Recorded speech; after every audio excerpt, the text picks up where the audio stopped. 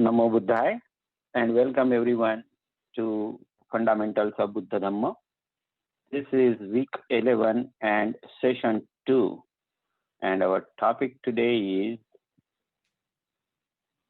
continuing with the main topic of leading a Buddhist life. We will be talking about 10 meritorious and 10 evil actions. Our teacher today is Bhikkhu Bodhichitta.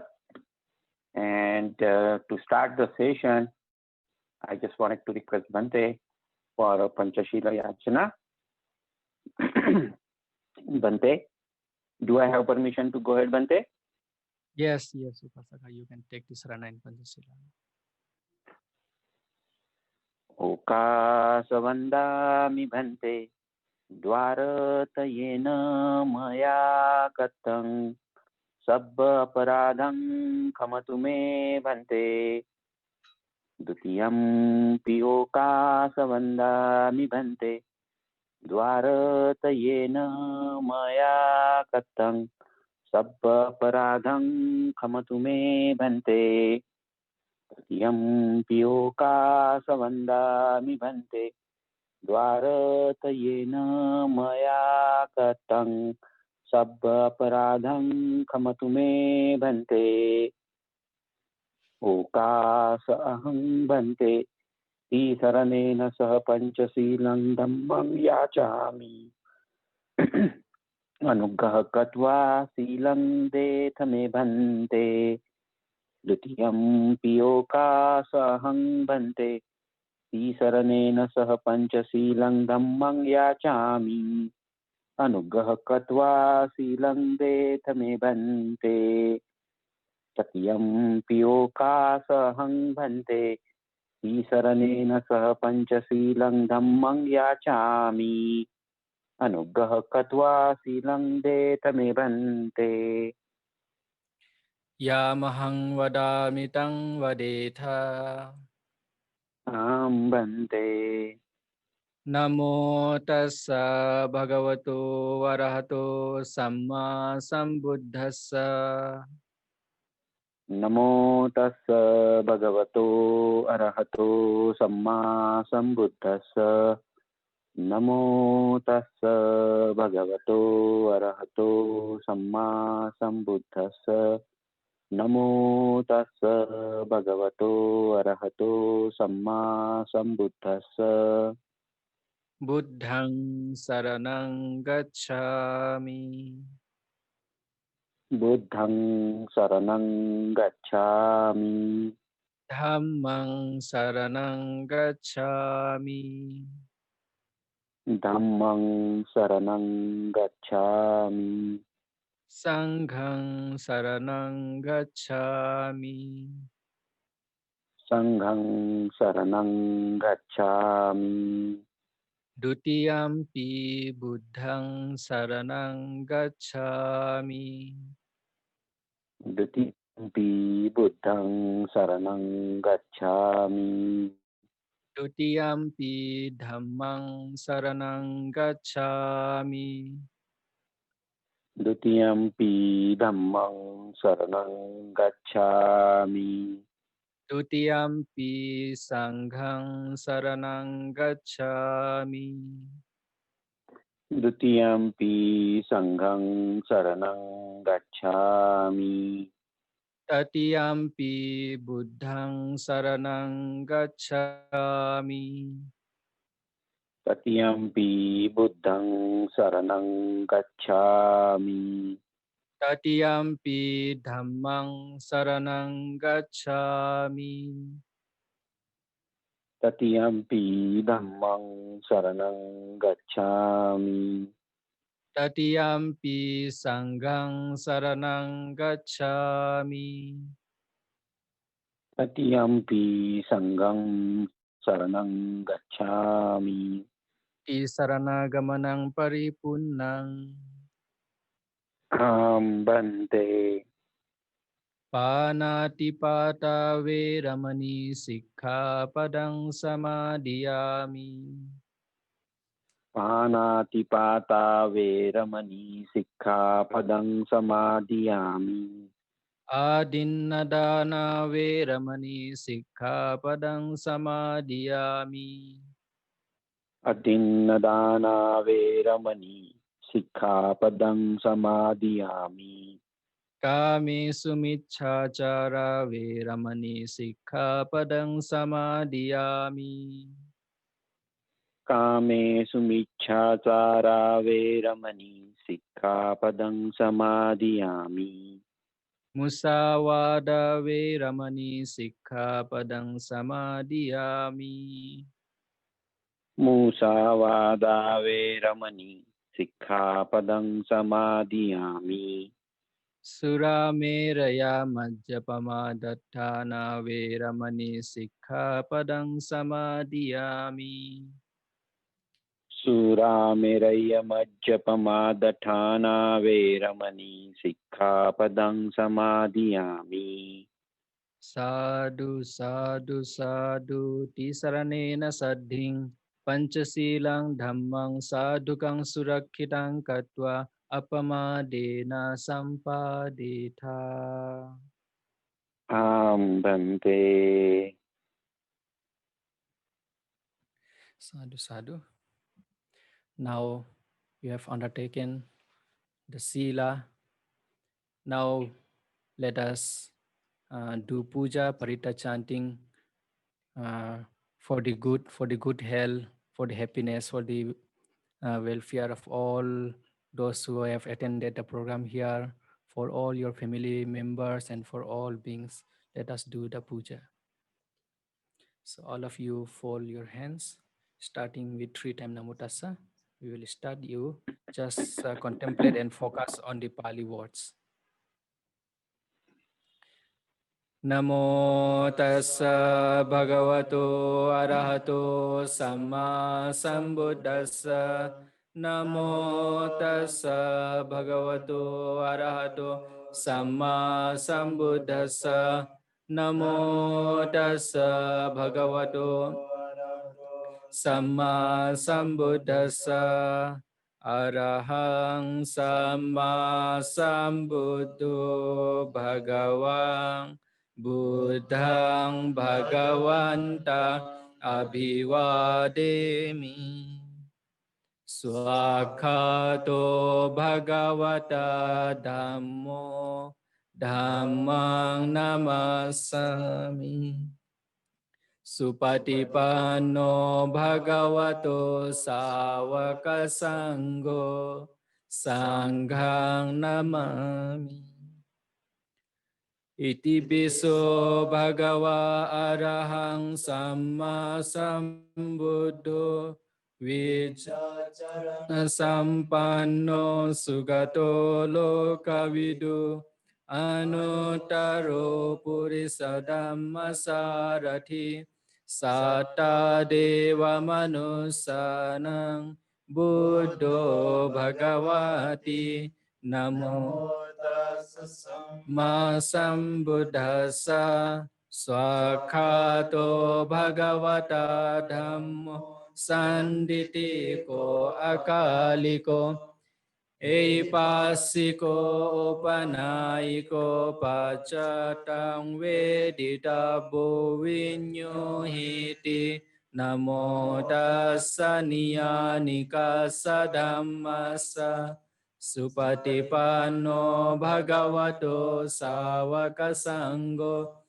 Ujjupatipanno bhagavato sāvaka sangho Nyāyapatipanno bhagavato sāvaka sangho Samicipatipanno bhagavato sāvaka sangho Yadidang cattari purisa yugani Atta purisa puggala esa bhagavato savaka sangho ahuneyo pahuneyo dakhineyo karaniyo anuttarang punyakhetang lokasati namo tassa atta ariya puggala Maha Sanghassa Ewang Buddhang sarantanang Dhammang sanghang ca bhikkhavu Bhayang vacham vitatang va lomahang so nahesati Namo tassa bhagavato arahato samma sambuddhassa Vipati pativahaya sabba sampati siddhya sabba dukkhaṃ vinasaya sabba bhayang vinasaya sabba rogaṃ vinasaya bhavedīga yakang sabba lokaṃ hitathaya paritang tang bhanamahe Samanta cakkavalesu atra gaccantu devata Saddammang munirajasa sunantu sagga mokkhadan Dhamma savanakalo ayang bhadanta Dhamma savanakalo ayang bhadanta Parita savanakalo Bhadanta Namo tassa bhagavato arahato samma sambuddhassa Ewang me sutang ekang samayang bhagava savatiyang viharati jetavane anathapindika saarame Athako anyatara devata abhikantaya rattiya abhikantavanna kevalakapang jetavanang obhasetva yena bhagavate nupasankami upasankami tva bhagavantang detva Ekamantang athasi Ekamantang titakhosa devata bhagavantang gathaya ajabasi Bahudeva manussa ca mangalani achintayu Akankhamana sottanang bruhi mangalamuttamang Asevana ca balanang panditanang ca sevana Puja ca pujaniyanang mangalamuttamang Patirupadesa vaso ca pubbe ca kata punyata Atta samma panidhi ca eta mangalamuttamang Bahusaccan ca sipanca vinayo ca susikhito Subhasita ca yavaca Mangalamuttamang Mata pitu upattanang puttadarasa sanggaho Anakul kammanta etang mangalamuttamang Dananca dhammacariya ca nyatakananca sanggaho Anavajjani kammani etang muttamang Arati virati papa majjapana ca sanyamo Appamado ca dhammesu etang mangalamuttamang Garavo ca nivato ca santuti ca katanyuta Kalena dhamma savanang etang muttamang Khanti ca sovaca sata samananang ca dasanang Kalena dhamma sakacca etang mangalamuttamang Tapo ca brahmacariya ca arya saca nadasanang Nibbana saccikiriya ca Mangalamuttamang Buddha saloka dhammehi cittang yasana kampati asokang virajang khema etang mangalamuttamang eta disanikatwana sabbatama parajita sabbata soting gachanti tang desa mangalamuttamang ti Etena sacha vajjena sothite hotu sabbada. Etena sacha vajjena sabba dukkhang vinasatu. Etena sacha vajjena sabba bhayang vinasatu. Etena sacha vajjena sabba rogang vinasatu. Etena sacha vajjena hotu te jaya mangalam. Etena sacha vajjena patu te ratanatayang. Sabbitiyo vivajantu sabbarogo vinasantu. Mate bhavatu antarayo sukhi digayuko bhava. Bhavatu sabba mangalang rakhantu sabba devata sabba buddhanubhavena sada soti bhavantu te bhavatu sabba mangalang rakhantu sabba devata sabba dhammanubhavena sada soti bhavantu te Bhavatu sabba mangala rakhantu sabba devata sabba sanghanubhavena sada soti bhavantu te abhivadana silesa niccang uddapachayino Cattaro dhamma vadantu ayuvanno sukhang balang ayu arogya sampatti sagga sampatti mevaca adho nibbana sampatti iminate samicchatuti. Sadhu, sadhu, sadhu.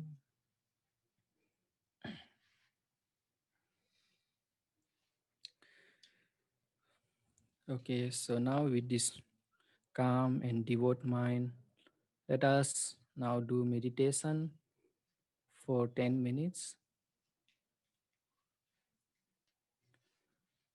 All of you sit comfortably, take a comfortable seat and a comfortable posture.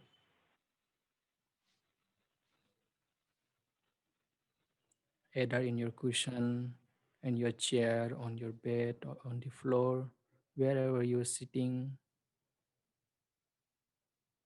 Take a comfortable posture by keeping your neck and back straight, putting your hand one upon another, and close your eyes gently.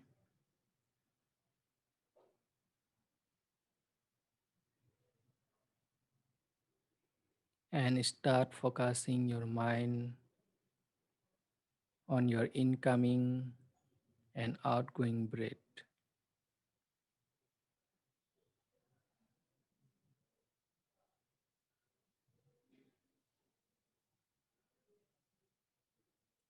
We will do Anapanasati meditation,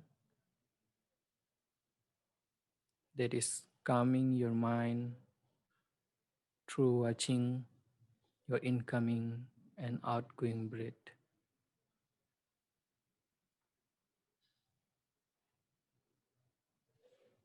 First of all, determine within yourself that I will sit this meditation, this 10 minutes, with full patience, with full dedication, with happiness in mind. I will try to calm my mind by overcoming all kinds of hindrances, all kinds of nivaranas, all kinds of obstructive thoughts,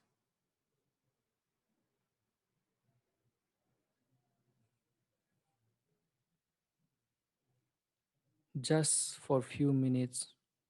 Forget everything of the world.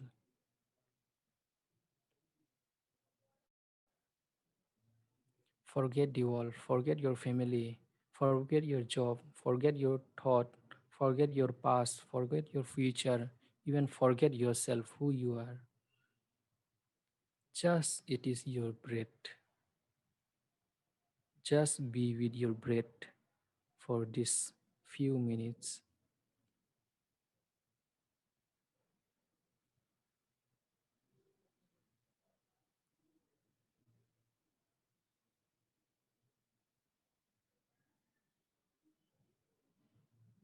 When you forget everything,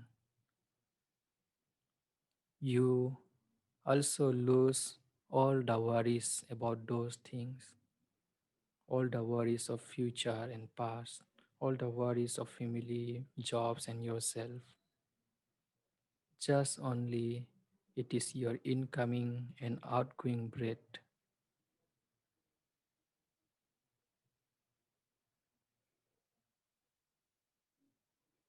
When there is breath, there is life. No breath, no life.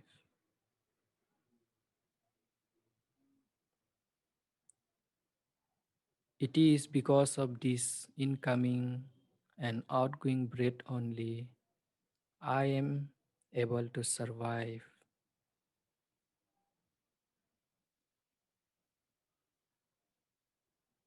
But we don't have time to watch this breath itself.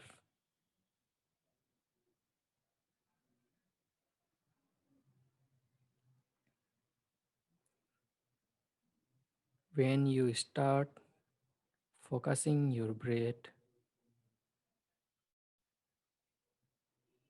together with your breathing meditation,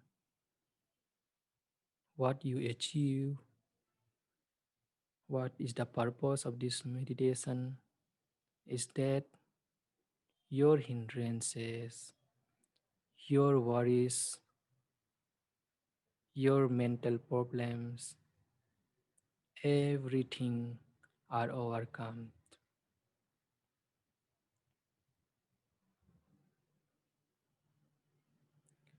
In your mind, evil thoughts are not coming.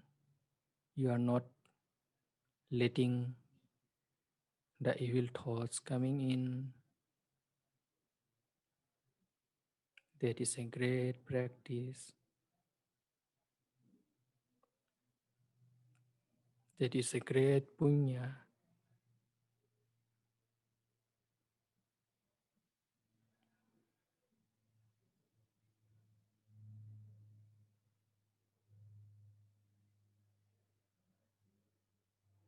When you do meditation, you also fulfills your parami. By fulfilling your parami, you can attain the nibbana.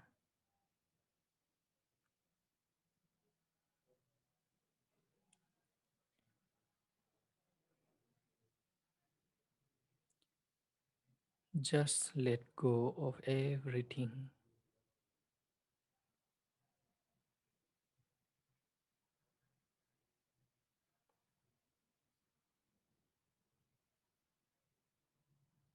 Only this incoming and outgoing breath.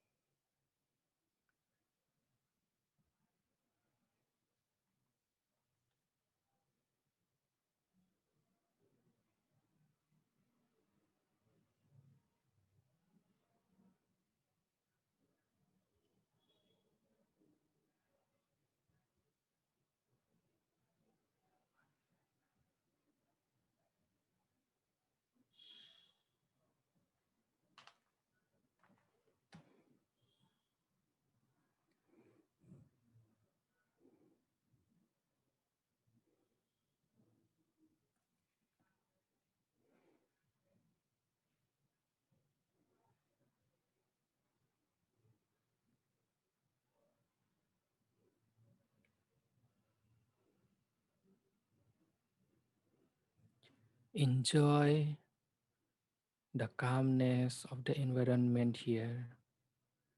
Enjoy the calmness of your mind.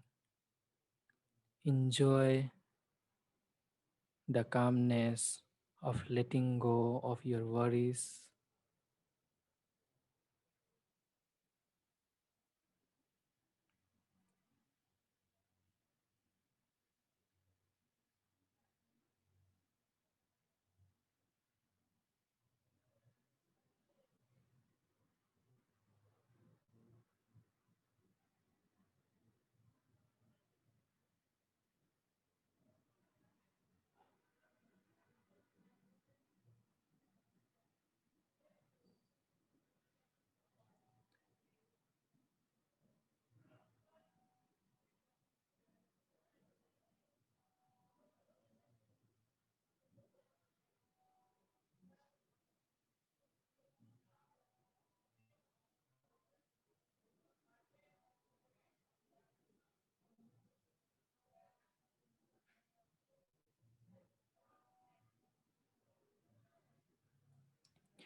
Just enjoy the taste and essence of the meditation, the taste of calmness, the taste of letting go, the taste of freedom.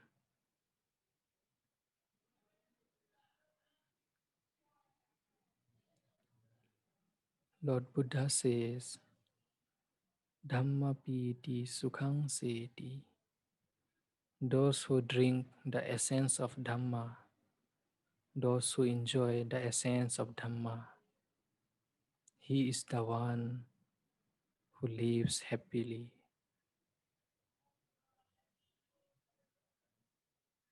It is not the material thing. It is not the wealth and property that gives us the real happiness and calmness of the mind, but it is the Dhamma, it is the calmness of mind, it is the meditation which give us the real essence, the real peace, the real happiness.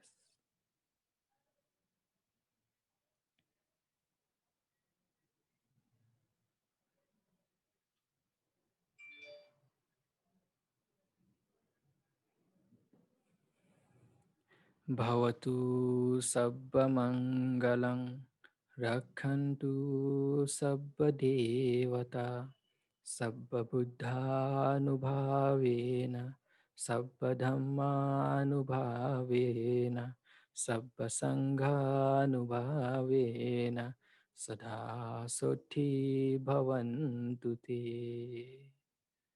Sadhu, sadhu, sadhu.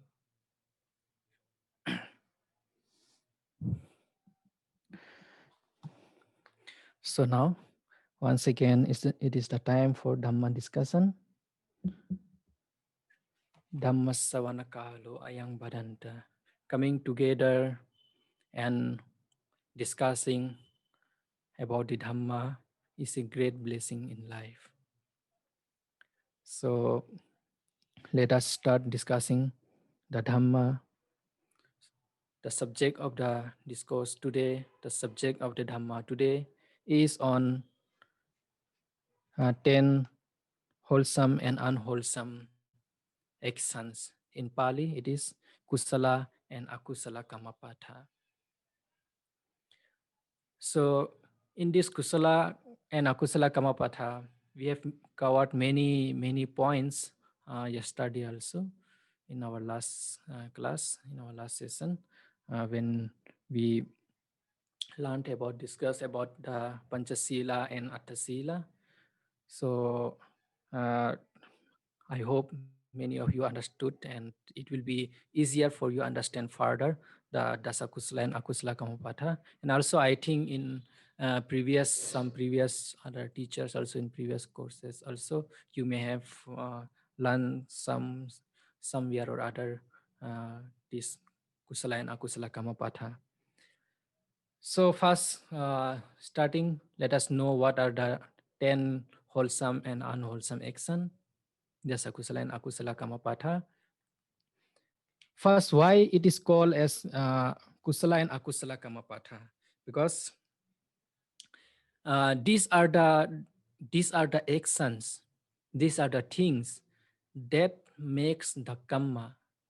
uh, and why it is called as kusala kamapatha? Means kusala kamapatha in English we translate the course of action, the course of action.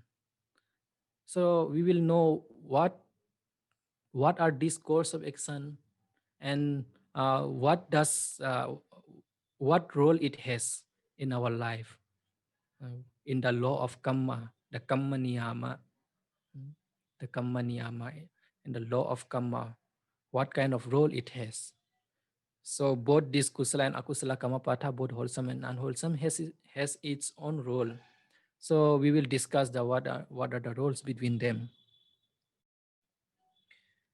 So first, knowing dasa akusala kamapatha, dasa akusala, this both dasa kusala and akusala kamapatha, it is divided into three parts according to the three dwara, that is kaya dwara, vachi dwara, mano dwara, bodily actions, verbal actions, and mental actions. So this kusala and this akusala kamapatha, evil actions, evil unwholesome actions. So dividing by bodily, verbally, and mentally, the first in kaya dwara, the kaya kamma, kaya akusala kamapatha, those are three. And in the vachi, there are four. And in the mano kamma, there are again three. So 3, 4, and 3, 10 akusala kamapatha. So in the kaya kamma, the first three are panatipata, means killing, adinadana, stealing, kamesamichachara, doing sexual misconduct, wrong relation, wrong sexual misconduct. Then in the vachi, we have musawada, by mouth we do the musawada, lying, pisuna vacha, slandering, backbiting, parusa vacha, harsh speech, or abusing, shouting, these things. And sambapalapa, gossiping, useless talks and gossipings. Okay. And in the manokamma, abhijja, that is covetousness, vyapada, ill will, and michaditti, wrong view. Then like that in the kusala kamapatha is again the same. It is divided into three parts. Kaya kamma, that is panati, the first three are panatipata, veramani, avoiding, refraining from killing, means not killing. Adinadana veramani, not stealing. Kamisumichachara veramani, refraining from sexual misconduct. Then in the vachikamma, musawada veramani, not lying. Pisuna vacha veramani, not backbiting. Parusa vacha veramani, not abusing. Sambapalapa veramani, talking good words, good discussions, not not talking useless talks. Then in the manokamma,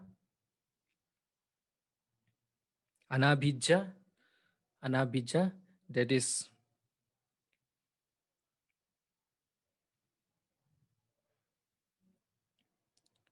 uh, abstain from greediness, anabhijja, abhyapada, abstaining from ill will, having good will. Then sammaditi, having the right view, right understanding. So in short, these are the 10 kusala kamapatha and 10 akusala, 10 akusala and then 10 kusala kamapatha. So these 10 kusala and akusala kamapatha, how a person do, how a person commits, how can one judge that he's doing kusala and akusala kamapatha? For that we should know the roots of these actions. By what is powering them? What are the roots? What is powering them, that we have to know. So root causes for all the actions are, there are 6 root causes. 3 of good, 3 of bad. I told in earlier class also, I think. The three, these evil causes are lobha, dosa, moha. All the 10 akusala kamapatha, you will be doing those evil actions either by lobha mula, means greedy causes, dosa mula, the hate causes, or out of moha mula, ignorance. And similarly, all the kusala kamapatha, the good, practicing the good and avoiding the bad, kusala kamapatha, you will be doing by good, good wholesome roots. Those are alobha, non-greediness, adosa, non-hatred, that is metta, and amoha, that is non-delusion, that is panya, having wisdom. So these are the 6 good and bad roots of the karma. So from the 3 good roots, you do the kusala kamapatha.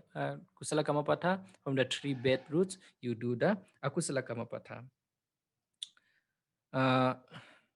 So now, how this kusala and akusala kamapatha works? So to know this, we have to know the functions of the karma, how this karma functions.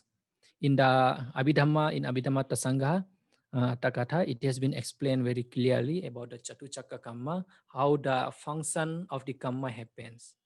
So the Buddha says that the karma, it is universally function in 4 ways. Yeah, it has 4 kinds of rules, 4 functions. So let us know what are those 4. The first one is, it is called Janaka Kamma. Janaka Kamma, in English, it is means reproductive Kamma. The first and foremost, the biggest role of the Kamma is reproduction, means giving rebirth. When you do certain Kamma, whether you do good Kamma, whether you do bad Kamma, it has a potential, it has a power to produce new rebirth. Okay, so that is why in order to be free from samsara, you have to go beyond both kusala and akusala kamapatha. Okay, because kusala kamapatha, it gives rebirth in a good world, in a good realm, in devaloka, in brahmaloka, in good manusaloka. And bad action, it gives rebirth in bad states, in hell, or in bad state, in bad situation of the human world. So it has the very prominent and important role of reproduction, giving rebirth. Okay, that is called Janaka Kamma. And the second one is Upathambaka Kamma. Upathambaka Kamma, it is the supportive Kamma. And now what do you mean by supportive Kamma? So this Upathambaka Kamma, actually, it is happened by the Kusala Kammapatha. When you do certain Kusala, when you do Punya, like giving dana, giving metta, practicing meditation, practicing sila, samadhi, panya, dana, sila, bhavana, by doing many good karmas, it becomes a support for your life. When you see some people, we usually says that, oh, some people are very fortunate, some people are very lucky, they have everything in their life, they are high born, they have born in a rich family, they got good education in a good city, they have good house, everything. So it is not obtained by luck, it is not given by, people say it is given by God, he has everything God gifted. No, it is not something like God gifted. Nobody controls our life, it is our own karma. What type of karma it is? It is the upathambaka karma, the supportive karma. We have done something good, something kusala in our past life, and in this present life, if we are doing something, if we are putting effort, putting energy and effort, in our life, in our work, we get good result, we earn money, yeah, we earn reputation, we earn trust, we earn family, no? Like that, we get good result because of the good karma. So does this karma has the potential, no? The supportive karma. It gives support to our life for a better life. And the third function of the karma is upapilaka karma. Upapilaka karma is obstructive karma. Now there is supportive karma, and in the negative there is obstructive karma. You see, many people are born, when they are born itself, they undergo suffering. They are born in bad states with bodily defects, with eye defects, bodily parts defects. No, even is a small child, sometimes some child gets sick, even very small age, they undergo operations and these things. Some are die premature. uh, may born with defects, and even after being born, they born in a poor family, not having access to good education, good water, good facility, good house, doesn't have well family to take care on. So why is this happen? Because of the akusala kamapata in previous life. He may have done, he may have done many types of akusala kamapata, all these akusala kamapata. Because of that, it becomes an obstructive karma for his progress, for a good life. He doesn't get a good life. It becomes an obstructive karma. So that is the upapilaka karma. And the last and fourth one is the function of the karma is upaghataka karma, one of the very dangerous karma. Upaghataka karma. It is known as destructive karma. You see, some people die at the mother's womb itself. He is not even born prematurely. Some die after 1 month being born, after 1 month, 2 months, 1 year, 2 year, at very young age, at the very childhood, some dies. Some die at the teenage, some die at the young age, some die uh, after old age. So what are those karma that brings death and destructive karma? Some dies because of accident. uh, some dies because of something happens, some sickness, some very bad sickness like cancer and those sickness. People are dying out of corona. Why some people are dying? You see the play of karma. There are people, there are very old people, some 100 years old people, um, being infected with coronavirus, still they recovered, they have not died. There are some very young people, hmm, who died, who are very young and energetic, still they die of this virus. So it is nobody controlling us. It is our own karma.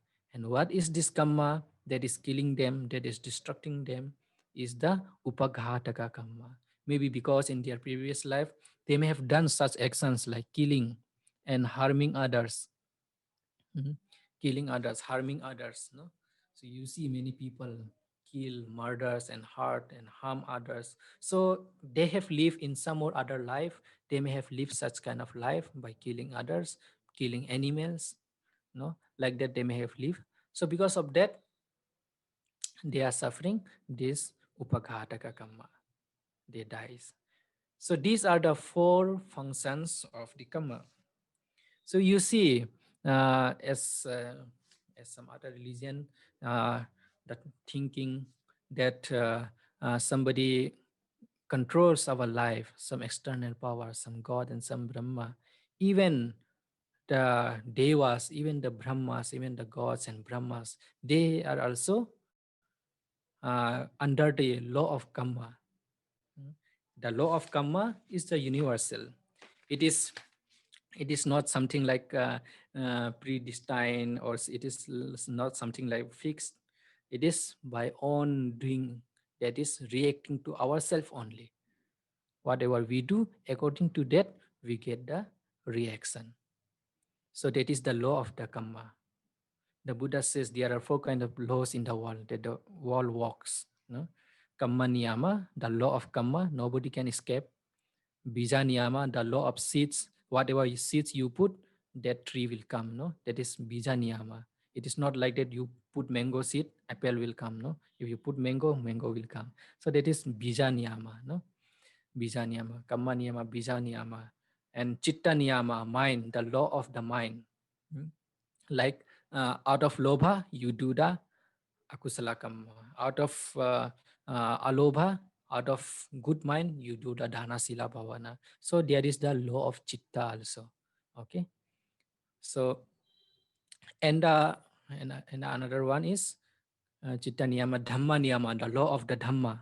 No, when you practice the dhamma, when you listen the dhamma, practice the dhamma, it works. It progress you further on the path of nibbana. It makes your life happy. It is not something like anybody can change. Like you do meditation, you won't get happiness. You do dana sila, you won't get the good result. You cannot change that. So dhamma, no, when you practice the dhamma, dhamma gives you good result. That is the dhamma niyama. So but uh, when we say about the kamma, we should not mistaken. Many people mistaken the kamma. Some people doesn't like the theory of the kamma. It is not a theory. It is a fact of kamma. Some people doesn't like because of the kamma that we think that, oh, because of kamma, I have got such thing. I have got such life. I have got such poverty or such life and such condition. No, and I cannot do anything. If you think like that, that itself is becoming a kind of michaditi. Michaditi. So you should not have that type of michaditi. You have the power to change your karma. That's why the Buddha said, Volisan chetana. Chetana ahang bhikkhave kammang vadami. Many times Buddha said, Chetana ahang bhikkhave kammang vadami. By volition, you can change your karma. For example, you have been born very poor at a poor family. There, there may be a person who may thinking, oh, because of my karma, I have been born in a very poor family. I cannot do anything. It is my karma only. Let my karma do. Then it becomes a michaditi. Such type of person is way such type of views and thinking is very dangerous for his life. For his life, what you have to do? Okay, because of my previous karma, it is obviously because of previous bad karma only. He's been born poor. But now he has the capacity, he has the power, he has the chetana, he has the motivation. He can change it, he can change his karma. By changing karma, by putting effort, uh, by putting effort, by struggling in his life, he can come out of this poverty and he can become rich. And he should not again uh, he should not repeat his mistake again, that karma again. He should give more than thinking that, oh, I was born very poor because of my previous karma. Now in this life, now I have earned money, now I got good education, now I am rich. Now let me offer, now let me do punya so that in my next life I may not suffer like that.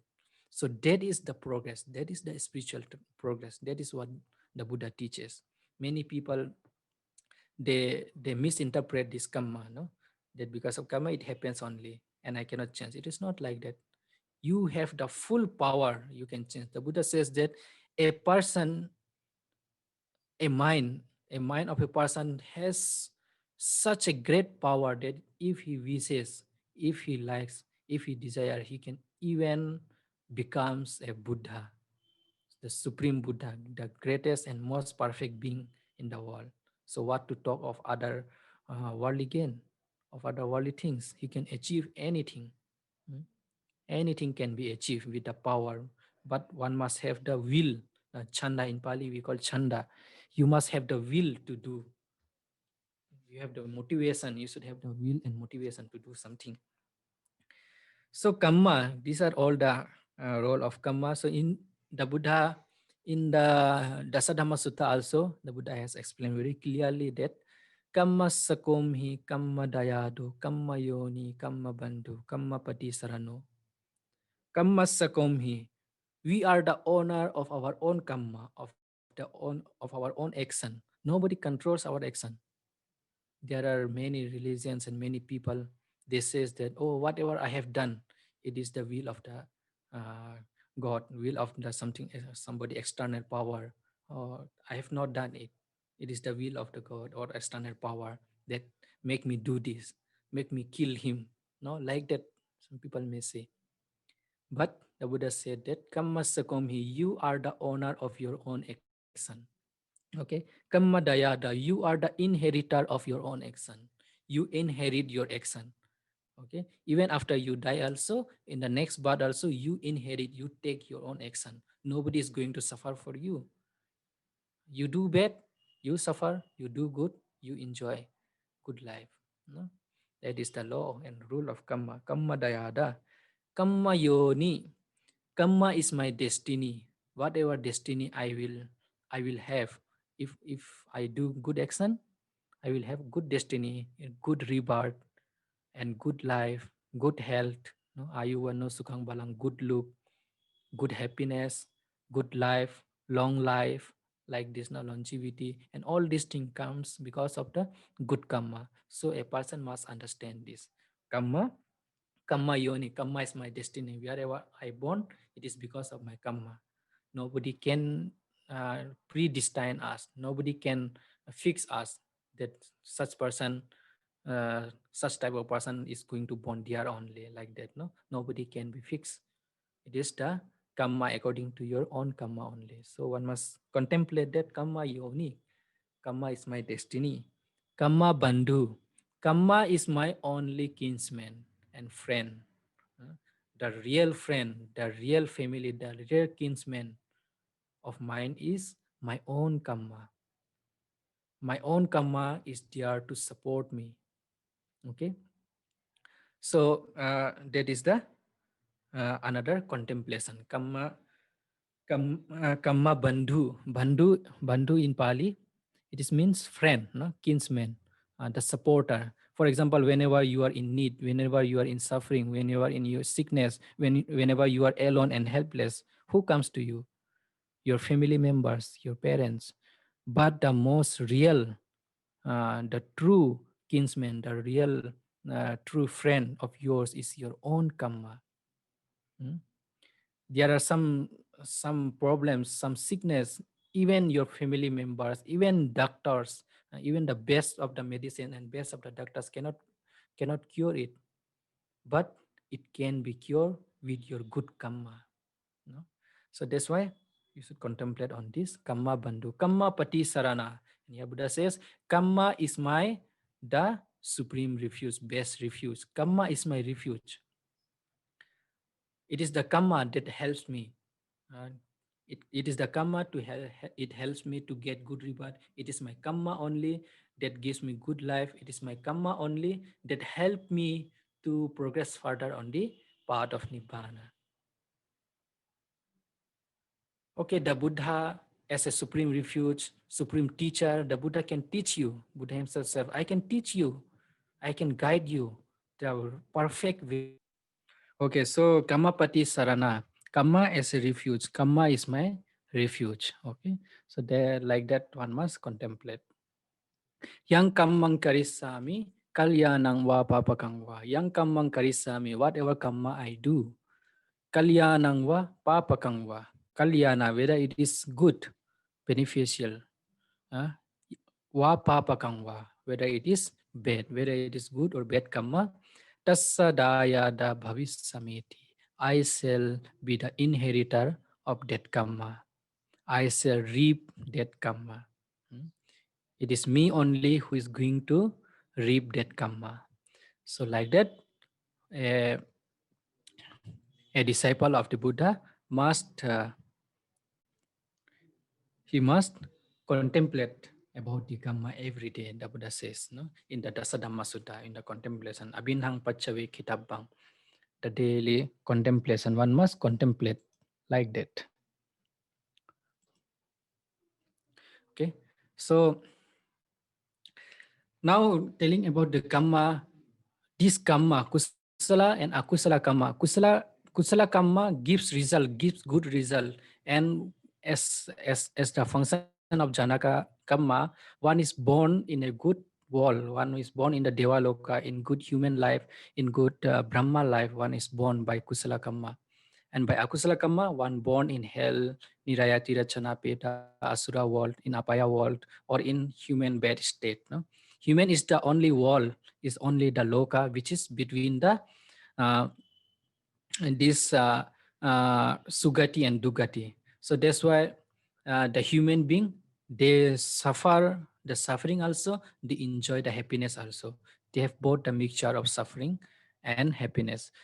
That's why it makes the very perfect place for a Buddha to appear in the Manusaloka. Because in order to attain Nibbana, Arahanta, and Sammasambuddha, one must understand both the good and bad, both the happiness and suffering.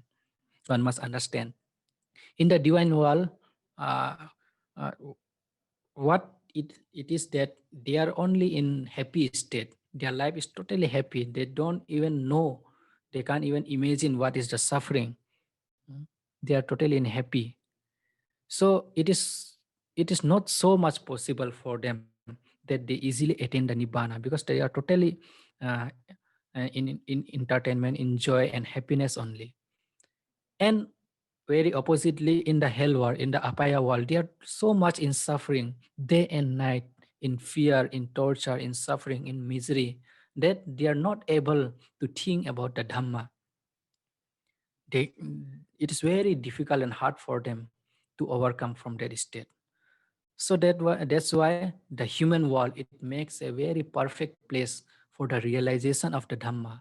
No? Because you realize good, you realize bad, you understand both good, both bad. You realize both kusala and akusala. So when you realize both, it is very easy for you to uh, make yourself go beyond both kusala and akusala karma. So in order to attain nibbana, one has to overcome even the kusala karma also, no? Go beyond the kusala and akusala karma. That's why a arahanta or a sammasambuddha, they don't do any new fresh karma. Because of not doing any new karma, they don't get the new rebirth. They doesn't get rebirth. So that's why for an arahanta and sammasambuddha, pachika buddha, the rebirth are destroyed. There are no rebirth. That is the nibbana. So, and why it happens? Why? How it is possible? There a question may arise that how it is possible for a arahanta and a Buddha to do certain actions, but not accumulating the karma. Because for us normally, uh, all the worldly person, Puthujjana person, no, whatever we do, it becomes karma automatically. But for a arahanta and sammasambuddha, why it is so? They also do the certain good karmas. They also live nice life. So it should become good karma. Why it doesn't become good karma? Because the root, it is the root that makes the karma. No, I told you the 6 roots: lobha, dosa, moha, alobha, adosa, amoha. All their actions, the actions of the arahanta and sammasambuddha, it is not rooted by any of these 6 roots. So whatever they do, because they have eradicated all the ignorance and craving, they doesn't want to crave and doesn't want to do bad and born in the evil state, and they doesn't desire the heavenly world and Brahma world also. Because why?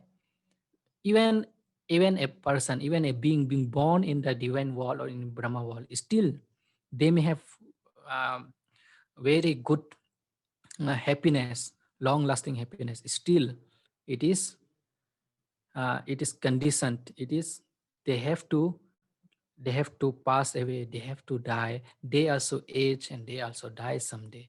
And when they die, it is impermanence, and impermanence gives the suffering. When they are dying, they are very much feared and they don't want to die, and suffering comes at that time. They feel themselves, oh, now we are aging, now my time in divine world, it is finishing. Even though you do punya and born in the human world, now you born in a rich family, you have good life, you have lived a very good, virtuous and perfect life. Okay, by your punya karma in your previous life, you have got such life, but still you are not free from the aging, you are not free from all kinds of sickness, you are not free from death. So what the arahantas and sammasambuddha, they understand the anicca, dukkha, anatta, no, three lakhana, three characteristics, and they overcome the desire for good life also, no, being born, they are totally, how to say, totally becomes weird, no, weariness, tired of being born again and again, whether in good or bad. So that's why they overcome the ignorance, the main root, no, ignorance and craving, the tanha for the rebirth. So that's why they don't accumulate any fresh karma. Okay, so they don't have any new rebirth. Okay, so now to explain practically, now how can we practice this this kusala and akusala kamapata in our daily life? To explain this, I would like to tell you one story, one jataka that the Buddha told regarding the practicing of kusala and the practicing of kusala kamapata, the practicing of kusala kamapata, how it helps in our life. So, and there is a very one good story about uh, the Maha-Dhammapala Jataka. The name of the Jataka is Maha-Dhammapala Jataka. And I forgot to tell one thing about one person was asking what was the name of the sutta that I spoke about Kamma. The name of the sutta is Dasa Dhamma Sutta. Okay. Now I will be telling this Jataka. The name of the Jataka is Maha Dhammapala Jataka. So this Jataka, when the Buddha was staying at Nigrodharama, there he told this Jataka to his father. So when the Buddha first time visited the Kapilavatthu together with the 20,000 Arahant monks, 20,000 of them, Arahanta monks, all were Arahants. It was some of the Buddha's early ministry, early sasana, no? When after attaining, maybe after 5-6 years after attaining the enlightenment, he went first time to the his native place Kapilavatthu. There, once King Suddhodana, he invited all the 20,000 Arahanta monks headed by the Buddha himself. Then after offering them with all kinds of good foods, after satisfying all the monks, uh, and after the Sanghadana finished, he sat down, he paid respect to the Buddha, and he told one incident to the Buddha that, oh Lord, when you are practicing uh, the Dukkaracharya, the self-mortification, no? When you are searching the truth, at that time there came one deva, one deity, he standing, poising himself in the air. He told me that, "Oh great king, your son Prince Siddhartha, because of doing severe austere practices, severe self-mortification, has now passed away." He said like that. So the Buddha asks, "Oh king, did you believe him?" Then the king Suddhodana said, "No, no, Bhante, uh, I did not believe him. Instead, I told him, in contrary, I told him that, oh, oh deity, it is not possible for my son that before and that for Prince Siddhartha, it is not possible that before attaining enlightenment, he will pass away. My son, Prince Siddhartha, he will surely attain the Samma Sambuddha. He will become a Buddha, and someday he will come to me and teach me the real truth, the Dhamma." So like that, I told him. So then the Buddha told the King Suddhodana that, "Oh great king, it is it is good, it is such wonderful that you did not believe his words. Even in the dim past, even in very long past life previously, when I was fulfilling parami, that time also a very famous teacher came to you and told you that your son has died, and even to prove that he shown you some goat bones, no? Goat bones, but still you told him that at that time you are known as Maha-Dhammapala, and at that time you are a very righteous Brahmin. You are a very righteous Brahmin and refused to accept that famous teacher's words, saying that, oh great teacher, in our family, in our tradition, nobody has ever died in the young age. So it is possibly not the bones of my son. It cannot be that my son has died in the young age. So that time in that life also you did not believe that. So now King Suddhodana was very eager. Together with the king, there were some more than hundreds and thousands of upasakas and upasikas, all the Sakyan clans, all the Sakyan prince and princess and publics, they gathered there to listen to the Buddha, because it was the first time that the Buddha was meeting his own relatives and kinsmen. So they all together, uh, uh, headed by King Suddhodana, had requested the Buddha to reveal the past life story. So now the Buddha uh, relate, related the past life story like this. The story starts that the Buddha says, long in the dim past when the king Brahmadatta was ruling over the kingdom of Kasi, at that time there lived a very virtuous man, very virtuous Brahmin, whom the people call him as Dhammapala. He was the head of a very large village and he was known as Maha-Dhammapala. Maha-Dhammapala means the righteous one or the protector of the Dhamma. Dhammapala, the righteous man, Dhammapala. Dhamma is Dharma, Pala means protector. He was known as the protector of the Dhamma. Why it is so? Because that virtuous man, Dhammapala, Mahadhammapala, he strictly follows the 10 courses of wholesome actions, Dasa Kusala Kamapata. What were they? The first one, abstaining from killing any living creature but protecting the life. Abstaining from stealing but giving alms food. Abstaining from sexual misconduct but leading a chaste family life. Number 4, abstaining from lying but consciously telling the truth. Number 5, abstaining from slandering or backbiting but consciously promoting good understanding and amity among people. Number 6, abstaining from harsh language to hurt others but speaking kindly and softly. Number 7, abstaining from gossiping but speaking wisely and meaningfully. Number 8, giving up covetousness, selfishness. Number 9, giving up ill will, having good will. Number 10, giving up wrong ways and having right views.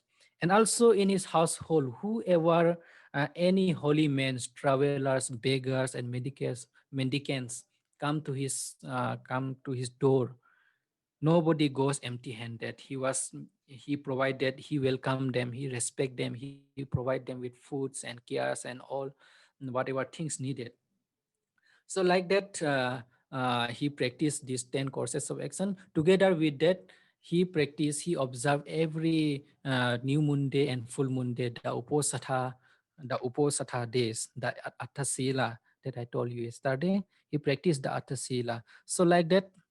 Uh, so like that whole life, he has been practicing these courses of action and this punya karma. So um, because of those virtue, he and his family has ever always prospered and never fallen to any kinds of misfortune. So now in that family, the Bodhisattva was born when he was fulfilling the parami. He was born in that family and he was named as Chula Junior Dhammapala. Chula Dhammapala, Junior Dhammapala. And he was loved and taken care by everybody. Everybody loves him. And he was nurtured with all utmost care in a very luxurious way. And when he came of age, when he was uh, uh, age enough, so his father Mahadhamapala, by giving him enough this provided him with sufficient enough money and all the things and gifts for his teacher, he sent for his education to the Takasila in the Gandhara at the time. He sent him to a famous teacher with many gifts and all the fees and everything. And he went there to the Takasila. He paid respect to his teacher. He gave him all the gifts and fees, and he started studying under him. So now this Chula Dhammapala, he was quite very brilliant student and he was very obedient. So like that, he was able to learn everything that his teacher teaches him. So like that, he became very famous. He very learned. And at last he became the chief of all the 500 students of that teacher, of that famous teacher. Now it happened like that. One of the his teacher's eldest son, he was also a classmate. He was also a co-student of the Bodhisattva. One day, suddenly, that son of the teacher, he died.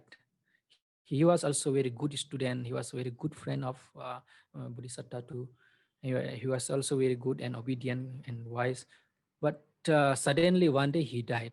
So now his teacher, he was totally teacher and all the family members totally overwhelmed with grief and sorrows. They were crying, they were very sad, and they at last with grief and sorrow, they were doing the cremations at the cremation ground. Also, when the cremating time, also all the students, his teachers, and all the family members, all were crying and totally overwhelmed with grief and sorrows. But the Bodhisattva was standing nearby. He also felt bad for that student, for his classmate, for his partner. But he was not crying. He was just standing still and contemplating on the nature of the death. So one day all must have to die. So now after this cremation program, everything finished, all came back to the school. And at the time they were discussing between themselves, and they were discussing this point that, oh, why this Chula Dhammapala doesn't drop any tears, doesn't show no sadness, why he doesn't grieve, why he doesn't feel sorrow for him, no? Uh, is it because he doesn't respect his teacher? He doesn't love his friend. uh, he doesn't understand anything. Why he is not crying? Why he has not felt sorrow and cried? They were discussing like that. Then the Bodhisattva, this Chula Dhammapala, he said that, oh, my dear friends, it is not like that. I don't love him. I also love him as much as you do. But it is not a common thing. It is not an ordinary thing, a usual thing that a person has to die so young. He is quite young, no? So it is not a natural thing. Then those students become little, how to say, it came into argument. Then they said, don't you know he is also immortal? Everybody has to die. Then Bodhisattva said, I understand it very well. Everybody has to die one day. Nobody can escape from death. But still, dying at the very young age is not common. Why he should die? His question was why he should die in such a young age. Then those students, they said, why you say so? Is there nobody in your family, nobody in your clan, nobody in your house that died so early in the young age, at a young age? Then uh, then they took him to his teacher. Then that teacher also come and ask the Chula Dhammapala, then, oh Chula Dhammapala, why you say so? Is there nobody in your family that die in the young age? Can you understand that people can die at a young age also?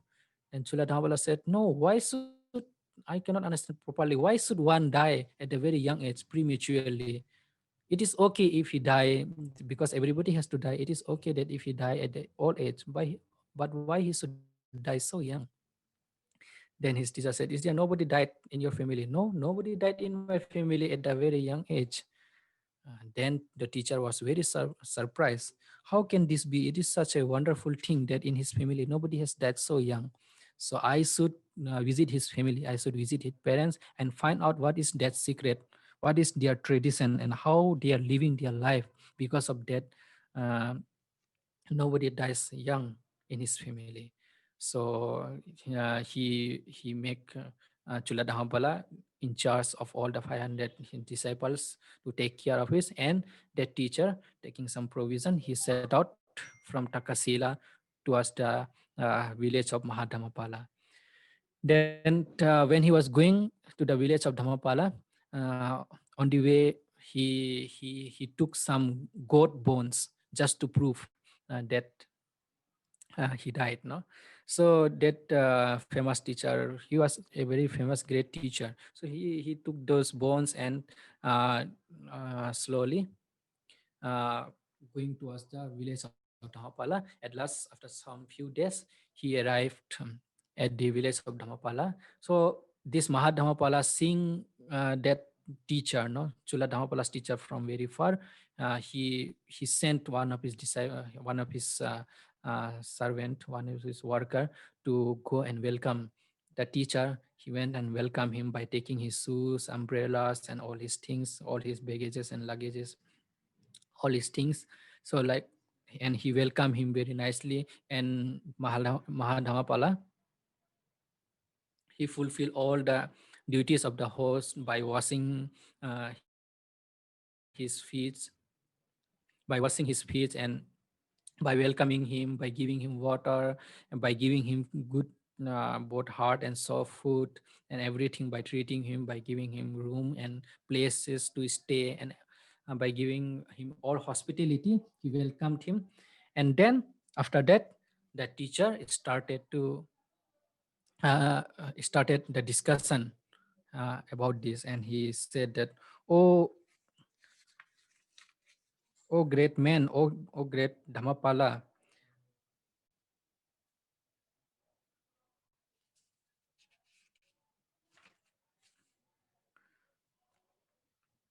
he said that, oh great Dhammapala, your son Chula Dhammapala is very good student, no? Is very good student. He's very learned, very obedient, very nice, very quick learned, very quick witted. But I'm very sorry to give you this news that some days before he passed away. He said like that.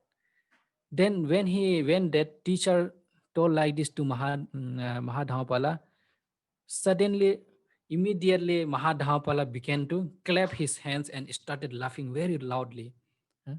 Then the teacher was totally surprised why he is doing so like that. And Mahadhamapala, by clapping and laughing loudly, he said to the teacher that, oh teacher, maybe it is mistake of you to say like that. No, maybe you said by mistake. Maybe it is somebody else who died, that you point to that as my son. My son cannot die. Then he asks, why why it is like that? Why it is so strange? It is ridiculous that you are, instead of weeping, instead of feeling sad, becoming sorrowful, you are laughing loudly. Then to prove his point, uh, the teacher, he took out those bones and shown to Mahadhamapala. See, oh Mahadhamapala, see, it is the bone I have bring. It is the bone of your son Chula Dhammapala that I brought you for your proof. See it. Then again he started laughing and said that, oh, it is surely it is not the bone of my son. It may be the bone of goat or maybe dog or some other animals that you have brought, but it cannot be my son. It must be of somebody else. Then the teacher said, no sir, no sir, your son has died and not somebody else. Like that he said. But again for the third time also he said that, no, it is not my son. Then the teacher said that, the teacher was completely moved by that incident, by such action of Mahadhamapala. And after that, the teacher asked Mahadhamapala the secret, uh, the tradition, the practice, the living of his life, of their family, by composing one verse, one gatha. So I will recite that gatha in Pali and tell the meaning. The teacher asks that, King te watang king pana brahmachari yang kissa suchinnasa ayang vipako akka hime brahmana etamathang kasmanu tumhang dahara namiyareti.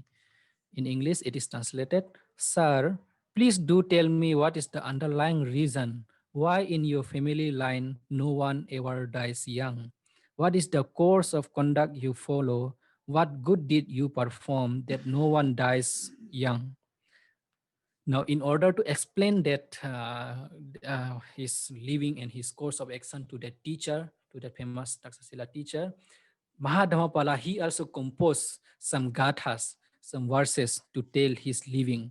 And he says that The first gatha, he says that Dhammang charama namusa bhanama papa nikammani parivajjayama anariyang parivajje musabbang tasmahi amhang dahara namiyare.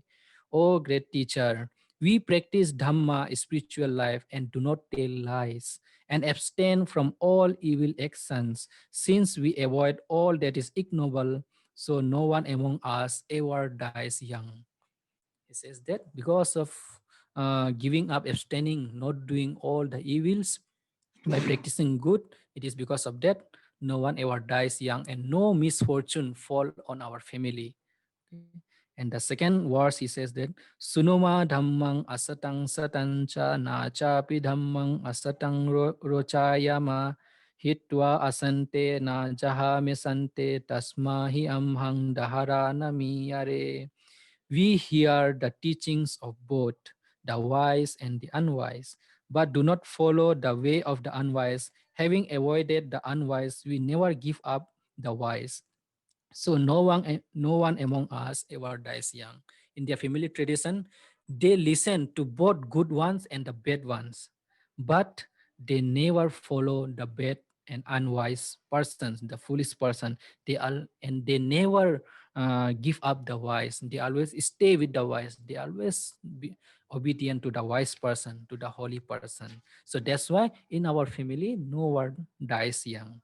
And in the third verse, he says that Pubbeva dana sumana bhavama dadampive attamana bhavama datva pive nanutapama pacha tasmahi amhang dahara namiyare.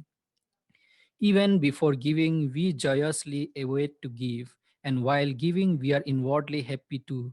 And after giving, since we do not ever repent, no one among us ever dies young.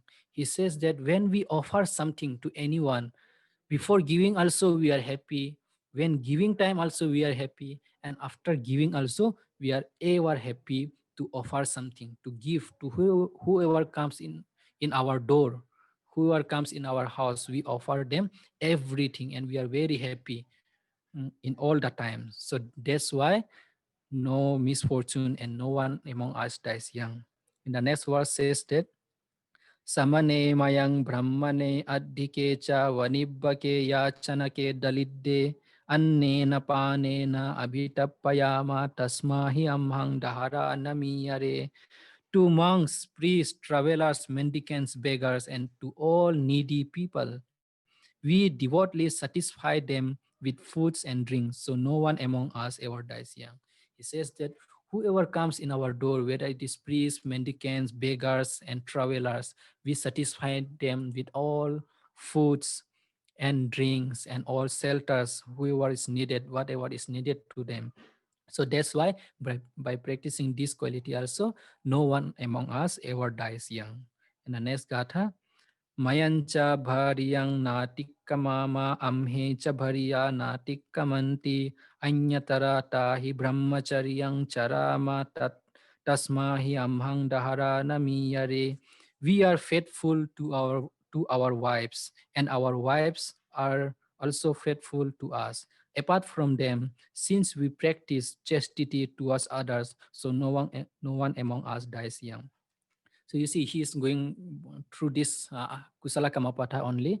So now that you know the kami sumicha chara vera manivan. So we are faithful to our wives, and our wives are also faithful to us, and we practice the chaste life, and occasionally we undertake these uposatha silas. So that's why by practicing these silas, these kusala kamapathas, no one among us dies young. And the next one he says, Pana tipata viramama sabbe loke adinnang parivajjayama amajjapa nopi musabhanama tasmahi amhang dahara namiyare. We refrain from killing all living beings and stealing anything of the world, since we do not tell lies nor drink intoxicating drinks, so no one among us ever dies young. And he says, we abstain from killing, stealing, and we do not tell lies, not drink any alcoholic drinks. So that's why in our family no one dies young. Next gatha, etasu jayare suttamasu medhavino honti pahuta panya bahussuta vedaguno chahonti tasmahi amhang daharana miyare. Children that are born to our faithful wives are intelligent, well-bred, and learned, and they become well-versed in scriptures. So no one among us ever dies young. He says that children who are born to our wives, they are all intelligent, they are well-bred. We give them uh, how to say, we give them good education, good moral values. We teach them moral values. We teach them good characters. So that's why they are also well behaved, well intelligent, well versed in scriptures. They are totally very well skillful to manage their life. So that's why in our family no one ever dies young. Then the next they say, he says that Mata Pita cha Bhagini Bhataro cha Putta cha Dara Chamayan cha Sabbe Dhammang charama Paraloka hetu Tasmahi amhang Dahara namiyare. Mothers, fathers, sisters, and brothers, sons and daughters-in-laws, all alike, live the life of Dhamma for the hereafter. So no one among us ever dies young. He says that whoever family members, whether mother, father, sister, brother, sons, daughter-in-laws, and everybody, all the family members, all same, all alike. They practice all these silas, all these dhammas.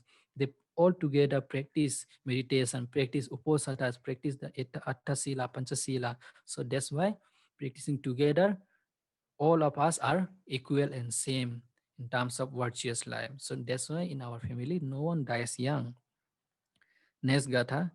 Dasa cha daso anujivino cha paricharaka kammakara cha sabbe dhammang charanti paraloka hetu tasmahi amhang dharana miyareti. Even our servants and maids and all those who work for us all live the spiritual life for the hereafter. So no one among us ever dies young. And he says that even the servants, even the maids are also treated very well. They are like family members. They also work with sincerity to us, with us. They also practice the Dhamma with us. They also practice the Sila. They also take Uposatha with us. So that's why in order to gain good rebirth, we practice this Dhamma. Even our servants practice the Dhamma. So that's why in our family, no one ever dies young. And the next very good gatha, he says that Dhammo have rakkati dhammachari dhammo suchinno sukhama vahati esa nisangso dhamme suchinne na duggating gacchati dhammachari. Says that indeed Dhamma protects him who practices the Dhamma. When well practiced, Dhamma only brings happiness. These blessings are inherent in well practiced Dhamma, and the practitioner of Dhamma never goes to the states of woe. He says that Dhammo have rakkati dhammachari. Dhammachari, those who practice the Dhamma, the practitioner of the Dhamma also protects him. No? And the practitioner of Dhamma always live happily, and even after dying they never go to the states of woe. They are born in a good state, in good family, or in Devaloka or Brahma world.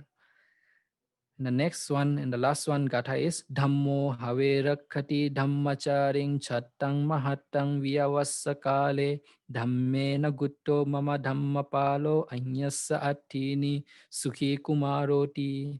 In the last gatha he says that indeed Dhamma protects him who practices the Dhamma, just as an umbrella protects one during the rains. Guarded by Dhamma is my son Dhammapala.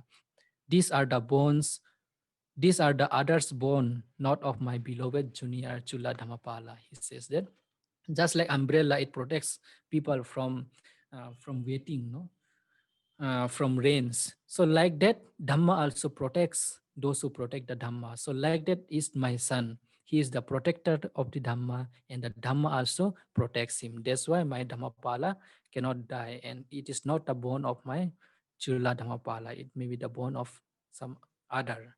He says like that. So after hearing all these gathas and all this explanation, the teacher was totally thrilled, and he was so moved by those explanations, by those qualities, by those living of his life. So he says that, oh great Dhammapala, indeed my journey that I came here is not waste, and it has been truly very fruitful. I have learned the real righteous way of living the life. So it is obviously it will be so that in your family never dies young. And he shows that, and he says that, oh Maha, your son is totally perfect. He has not died, and he's totally well and perfect. He is very obedient, wise, and very well behaved. He is very obedient. He's very good student, and he has not died. And then Dhammapala says that it is so nice to meet you also. He also explained that in our family, by practicing this Dasa Kusala Kamapatha and observing Uposatha, even since 7 generations, no one in our family has ever died by practicing these practices. So that he says, oh, great Dhammapala, it is so nice. It is so wonderful. From today, I will also note down all these practices, all these virtuous points very meticulously. Then he wrote down in something he very meticulously, one by one, every point he wrote down. And for some days he lived with his family, learning the way of the living. And after some days he went back to Takasila, and there he also started to practice this Dhamma according to his explanation with all his family and members. So this was the Jataka story that the Buddha explained. After hearing all this Jataka, many kinsmen, Sakyan people, no, relatives of the Buddha, and gathered at that time listening this Dhammapala Jataka. They were all so much moved by this, and some of them attained Sotapanna, Sagadami, and Arhanship also. It has benefited many people, and many people from that day onwards, they gave up the wrong way of living. They started living the life virtuously according to this Dasa Kusala Kamapata. So now you can see how nicely Mahadhamapala explained all this Dasa Kusala Kamapatha. It has been followed by his family since 7 generations. Since 7 generations, nobody has died in his family in the young age, and no misfortune like flood coming, fire broke, and like this. No kinds of misfortune happened in his family since such a long time. By the power of the Dhamma, by protecting the Dhamma, by living the real way of the Dhamma, by observing the Uposathas, the Astasilas. So I hope I would like to conclude here these points, the discussion, the Dhamma on the Kusala and Akusala Kamapatha. So now it is the time for the questions and answer. If you have, Upasaka, you can. Thank you very much, Bhante. Thank you for a great discourse. We'll open up the forum for question and answer now.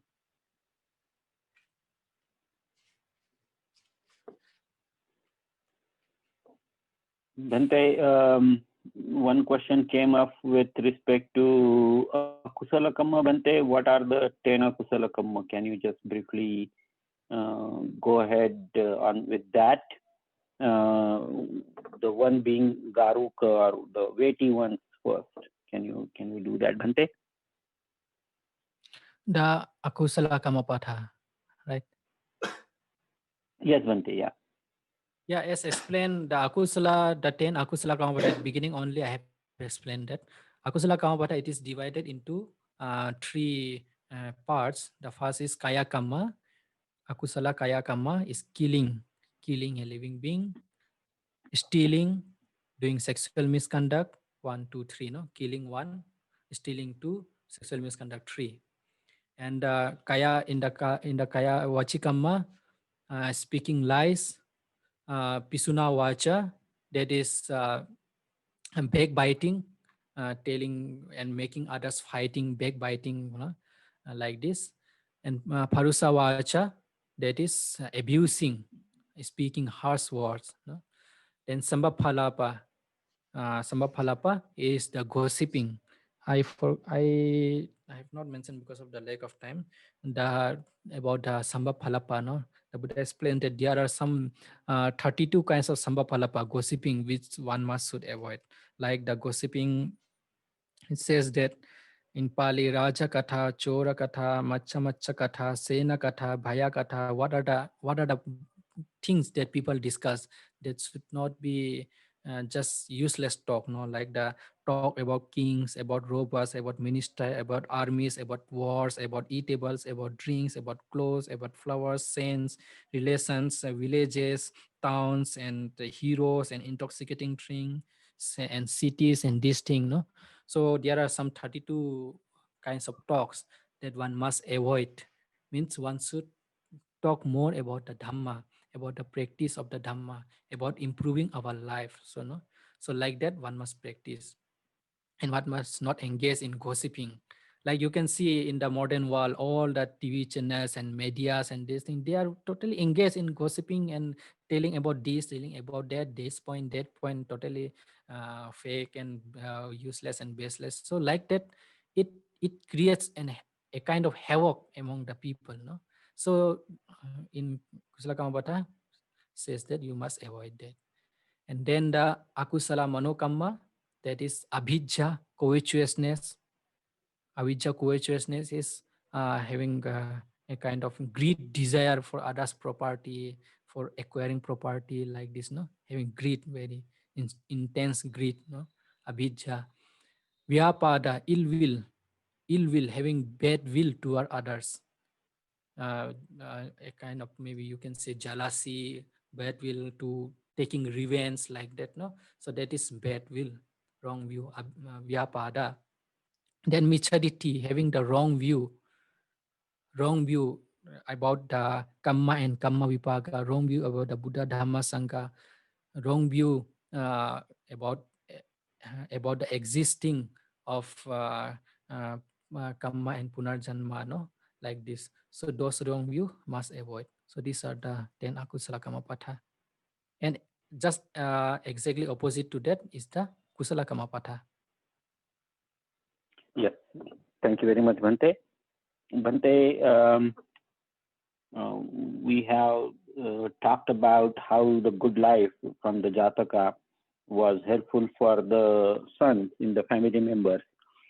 So the question here is, if we practice dana sila bhavana in this life, how can we help our family members gain long life with that?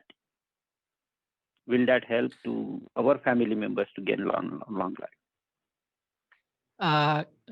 You see, when you practice, when you yourself do kamma, it is beneficial for yourself. If your family member also practice together with you, then it is beneficial for them also. So as much possible, you should motivate and you should inspire by your first of all, starting from yourself. You should inspire your family members and other members of your family and in your society, and like that. Until then, you can always, as you always do, whatever punya you do, you can share with them, no? I share my punya to all my families. We usually says that, no? You share the punya with your family. May my family members be happy and well, be free from sickness, like that. You always sharing to them, like that. But it is also effective, but the most effective thing will be if you can able to motivate them to practice themselves, no? In a right way. So if together all the family members come together and practice the Dhamma, so it creates a very strong Dhamma environment. See in the Jataka, no, that Maha Dhammapala explained, even our family members, even our wives, even our son, even our servants and workers, they also come together and practice the Dhamma. So that's why nobody having any problem with anybody. So that's why we live long and no problem in us. So like that, by taking the inspiration from this Jataka, you can also practice in your family. You can inspire your family to practice as much possible for you. Okay.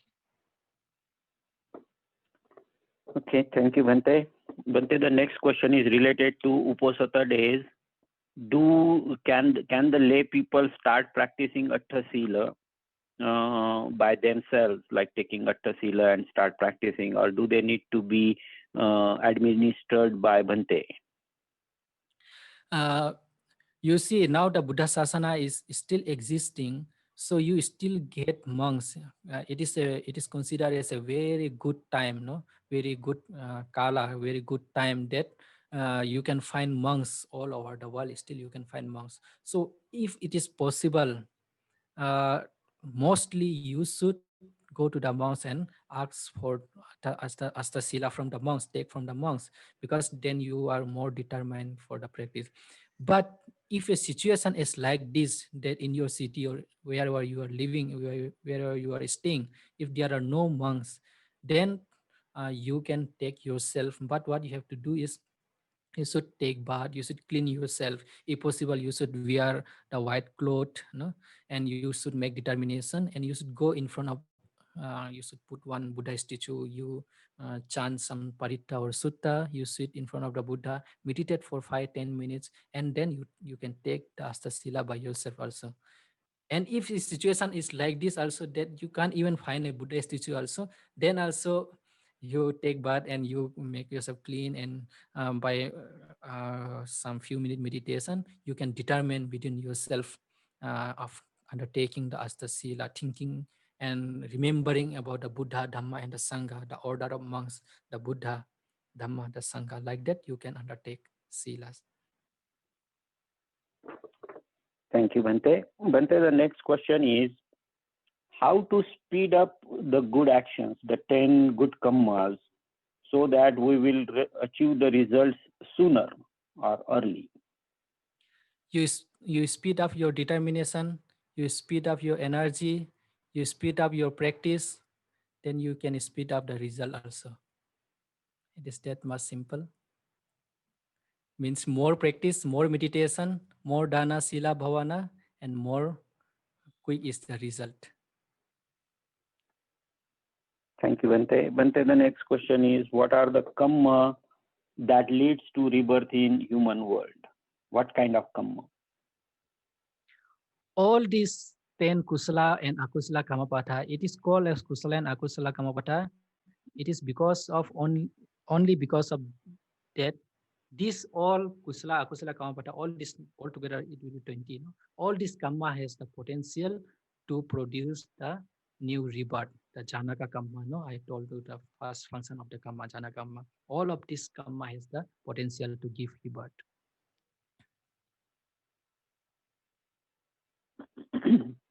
Thank you, Bhante. Bhante, the next question is if a person left his spouse because the spouse and the family side of the spouse never followed Dhamma, is that a bad thing?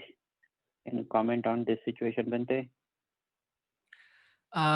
Depending on the situation, if first of all if you have tried your best to bring him in a good in a right way, then it is not your mistake that you have tried your best, you have tried fully by thinking him as your own, no. But if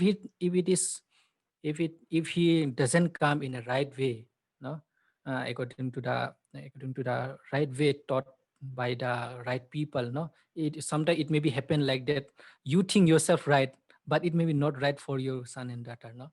But whatever you are teaching and trying to bring in a right way according to the Dhamma, according to the Dhamma the Buddha preaches, according to the Dhamma the monks and Sangha preaches, no, according to the Sila way, if you're trying to bring him but unable to make him come in a right way, then it is very much better to live apart from the uh, you can say unrighteous and immoral person. As the Buddha himself says that it is better to live alone than to live with a foolish person. And example you can see in Buddha's time also, Buddha himself give up some fighting monks and sometimes like that, no.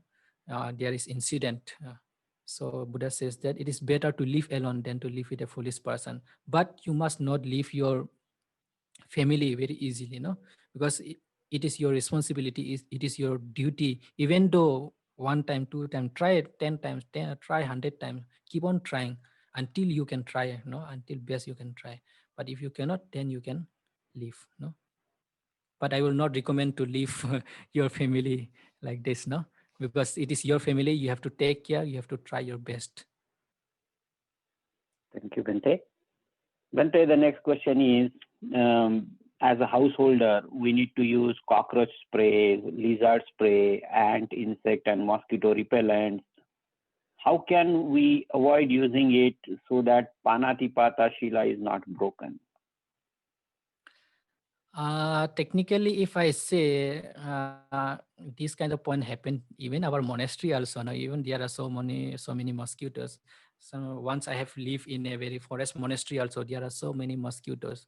But even though you use something that kills them, it is obviously it is panatipata, and obviously you cannot say that they were biting me, like a snake coming to you to bite you and you kill that snake and you judge that, oh, I have done good, otherwise he would have killed me, you would have tell like that. But still, no, karma, you do karma, then you have to reap that karma, no.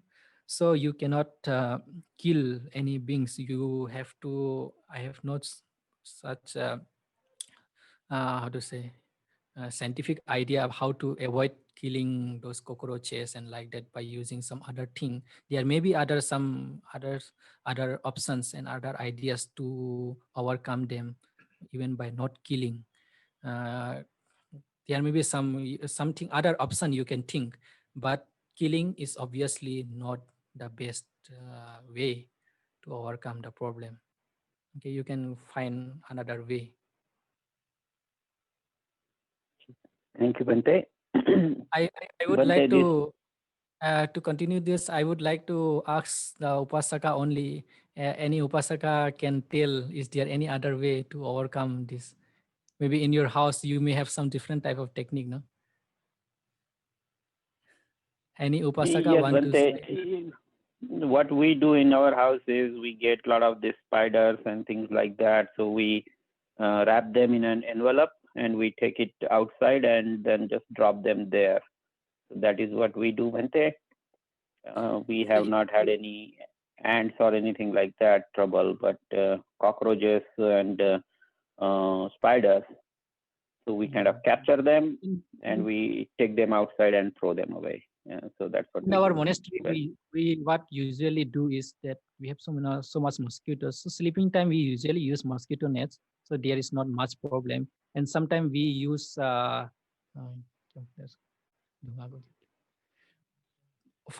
no, how to say, smoke, fire smoke, some good fire smoke like neem fire smoke, no, we use in the rooms. So for a couple of days, maybe 3-4 days, or for 1 week, it is okay. Mosquito are little less, so like that we use by not killing them, not too much that also. And for the cockroach problem, we usually do cleaning. We all totally take out all everything, we sweep outside our room and we clean with good fennel. And for months, for 1 or 2 months, it is okay, then again cockroach come, but it is the daily thing. And it has good advantage also. They are giving you to do khanti, to clean your house. You clean, why you want to sit idly, lazily, and uh, just by killing them you want to overcome them. They are giving you opportunity to clean your rooms, to do khanti by biting, no. So like that you can find some alternatives.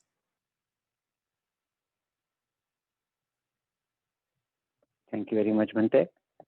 Bante, the next question is coming in a particular situation here. If we, as a couple, are doing everything that is needed by the family side, say like in-laws, siblings, brother-in-laws, and everything like that. But they are always, say, taking us for granted. Then what should be our behavior according to Buddha's teachings towards them? Granted for what? So let's say you are doing all the things that a family needs, and the family kind of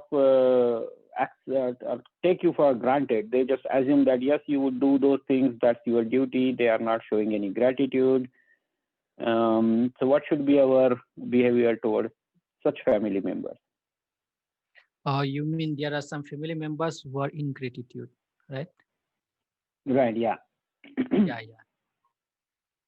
So you see, there are many different kind of people. Not Buddha says that different people, different beings, different thoughts, different thinkings. You cannot expect other to be as you want, as you want perfect.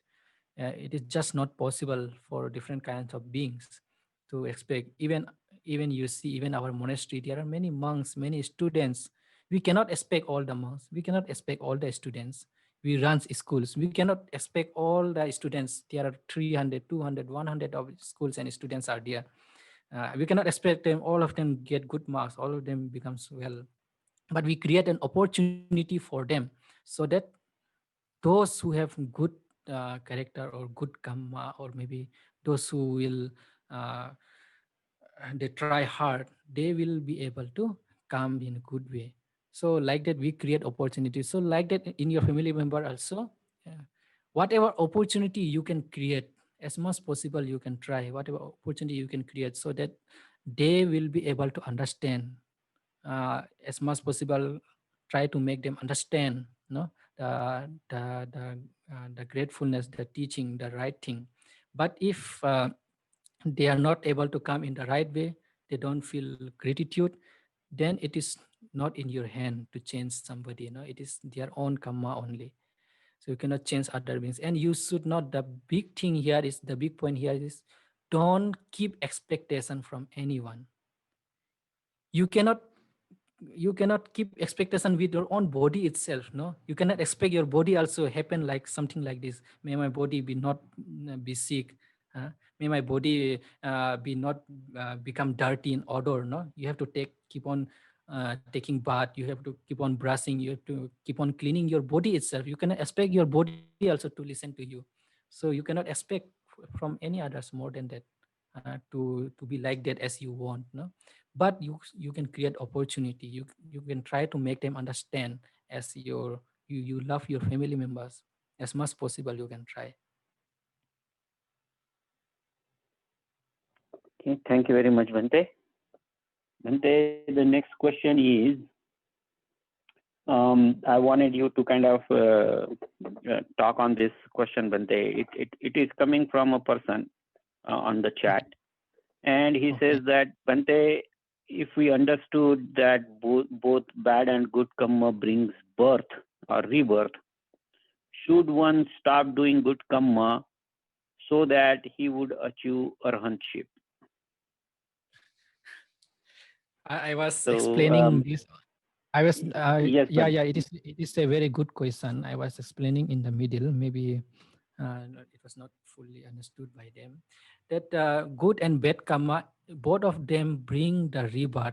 But a person, um, by doing good karma only, he can fulfill the parami. The paramis, no, there are 10 paramis.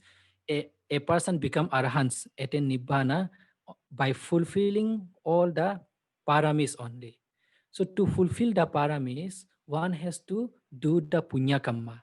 One has to do the dana. It is like one has to take the support of the punya to reach the highest purification. You cannot, obviously you cannot take the support of the akusala karma. You have to take the support of the punya karma.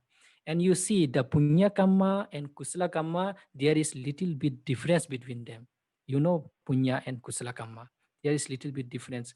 Punya karma is any punya you do, anyone, no, by having any kind of use. Even other religion also can do the punya karma, no, by not knowing the result, or maybe by having different kind of intention. Some people do punya karma, they to born in the divine world. Some do punya karma to get some good things. Some do punya karma to get good wife, good child, or good job, or like this. No, some do punya karma, different kind of punya karma. But here kusala karma, no, it is explained in the Abhidhamma. It is little bit deeper point, but I will have to say explain this. In the Abhidhamma, it says kusala karma is the kusala karma, the action of the kusala karma is for the purification of the mind. Okay. All punya doesn't purify your mind. Sometimes people do punya with different intentions. Okay. But to kusala karma, when you say, it is the purification of your mind.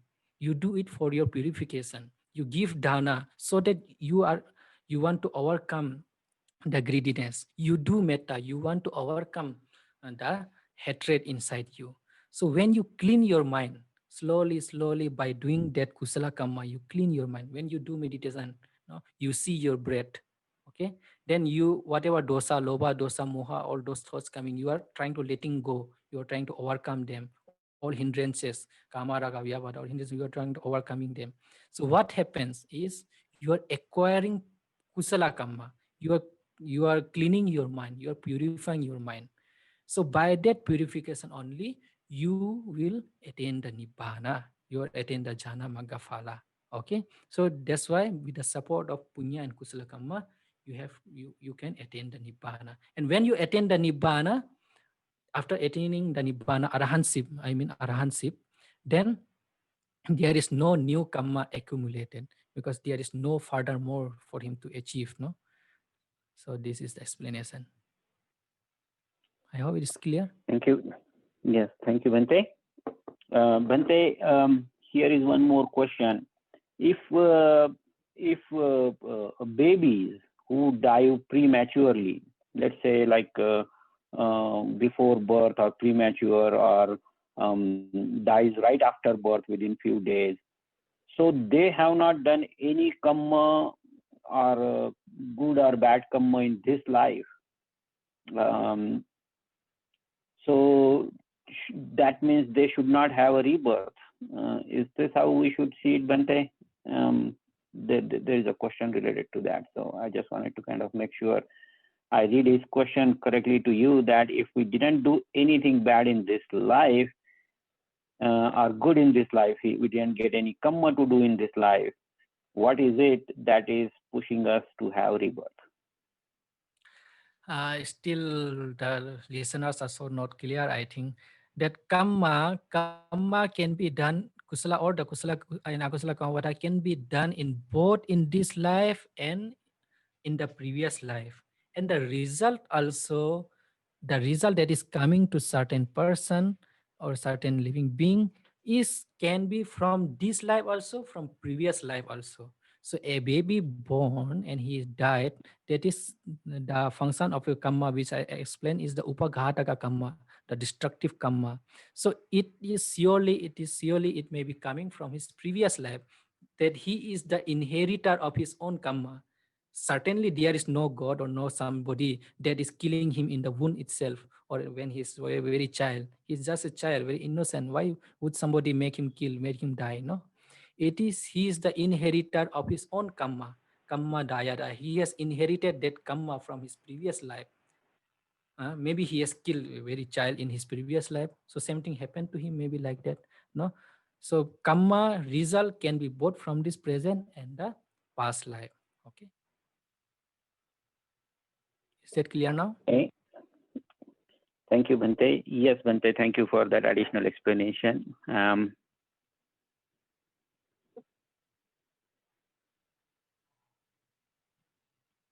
Okay, Bhante. So this one is related to your neighbors are coming and asking for help, and we are always helping them out.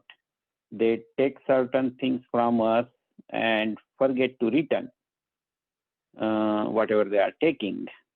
How should we react to such situation? Uh, See, it depends on your intention, no? So if your intention is good, that it is only for your return, for getting the return, you can take some legal proceedings, no? You can file a case and something like that. If it is bigger, it is if it is smaller, you can, for example, maybe a small amount of money or something or some eatable maybe borrowed from you and he's not returning. With a good intention, you can just let him go and offer him, no? If it is a small amount, a small thing. Practically, I am telling, if it is a bigger thing, you can take some legal thing, but it depends mainly on your intention. If you, with the angry intention, with a revengeful intention, you do something, you may end up hurting them, hurting him, hurting your neighbor, no? That intention you must not develop within yourself. If it is a small thing, you can just let him go. You can offer, no, it will be good for you also, it will be good for him also. Maybe there is such a situation that he is not able to return, or maybe forgot to return, no. And if it is happening quite often, you can just stop giving him. You can just stop borrowing him. You can just say that, oh, you don't give whatever you borrow, so you won't get for next time. You can just say like that, no? So you can do these certain things. Yeah, thank you, Bante. Bante, sometimes, especially in the Indian context, parents um take decisions of abortion knowing it's a baby girl. Okay. So, whose karma is it that these things happen? Can you comment on this situation, Bante? It is obviously the karma who is doing that and who is making to do, no. In Buddhism, it is said that whoever is doing the karma and whoever is helping him to do, making him to do, whether you kill yourself or making another person, or maybe making your wife to kill him, or making sometime illegally, some illegal affairs, sometimes like that happens. So making others to kill him, so equally both gets will get the bad result, akusala karma. And such type of akusala karma only, that in your next life you maybe also end up having been killed by somebody when you are very much in the womb itself, no. So such type of karma, it becomes a chain of the karma. You do some bad to other, and in the next life you may get back, and again it may become the cycle and chain of that. So equally both are, whoever is killing, whoever is making him kill, they both will be equally uh, partner of that karma. Thank you very much, Bante. Bante, the other question is coming is especially between a family where daughter-in-law and mother-in-law, or son-in-law, father-in-law, mother-in-law, they are living together. And between these two generations, there is always sort of fight that doing my way is the better way or something like that. And sometimes it's not possible to make everyone happy. What should be done to live a good Dhamma life in this situation, Bante? uh, you see, there are many such problems can happen. If you read the story of the life of the Buddha, you can read the story of Visakha Mata, no. She was the follower of the Buddha, and their family was not the follower of the Buddha, maybe some other tradition, and they usually had the fights, no. But one day, because of some fight, not giving food to a monk, a fight happened, and they took the suggestion. They make certain policy, kind of rule, that if there is a fight, they would invite some wise person, no, to solve the problem. So the one important thing is the maintaining the harmony. And how does one has to maintain the harmony is, uh, a kind, you should maintain the frequent meeting, frequent assembly. In the in one sutta also, Buddha says to the Vajjan people, no. At that time Vajjan kingdom was very small. The Buddha gives suggestion that every everybody every other kingdom, they attack the Vajjan people, Vesali, no, city. But that Vesali Vajjan people, they seek advice of the Buddha. Buddha says that in order to prosper a nation, a family, or any community, the one of the most important thing is coming together, assembly.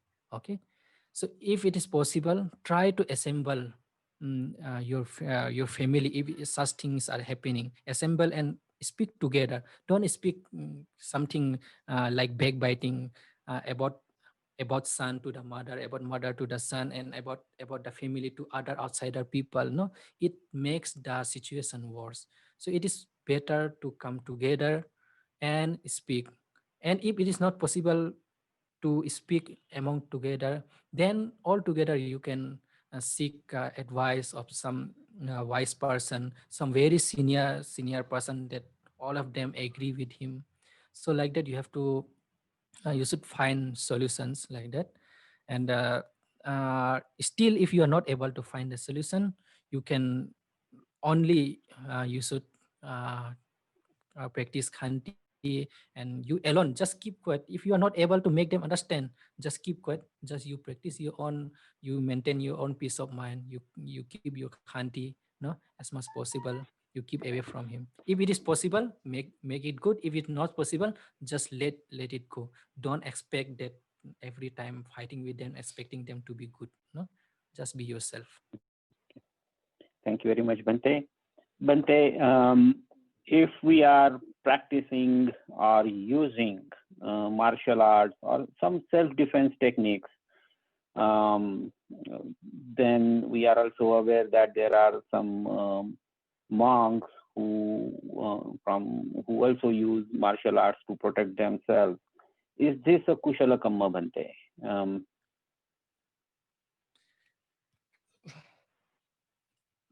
Again, I would say depend on your intention. The main thing here also come intention. You see, some monks means usually there is some maybe it may happen in China and Japan. And they have different tradition of the Buddhism. They practice kung fu karate or like this, no. So it depends on their intention. If their intention is for self-defense or for maintaining their health, no, or for being active, it is good. But uh, when with the good intention they are practicing, that is not a problem. But when they are using that skill, no, to harm or hurt somebody, it depends on the situation. But I don't think that like that you also have need to go and learn some fighting techniques on like that. No, in modern world there are so much it is very much organized for your security. You know, there are police, army, and this thing. But if you still think that, oh, somebody in the night when I'm going outside alone, somebody may attack me, and for that I have to learn like that, no. So with the good intention, if you learn or if you practice, it is not a problem. But it will depend on the situation when you are using that skill, no. Learning the skill itself is not a problem. mm.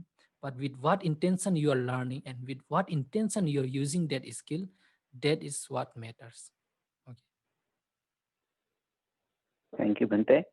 Bante, we will take a couple of more questions. Bante, I'm aware of the timeline here. So Yeah. one question here is, if a family member is completely into Sura Meraya and unable to change his behavior, how can one still remain in the family and practice Dhamma? It is it is quite a very difficult situation, I would say that. As much possible, you have to try to make him come in a good way, in a right way. But even if you are totally, it becomes like a miserable life for you to stay there. You can leave that place, or if possible you can stay far. If it is not possible, you can just stay by yourself frequently, coming to monastery and uh, having the peace of mind. Like in our monastery also, sometimes many people come that they say that I don't want to stay in the house, so because my family are fighting, my parent or my son is so alcoholic and like that, no, so I don't want to stay there. So they come to the monastery and they practice meditation.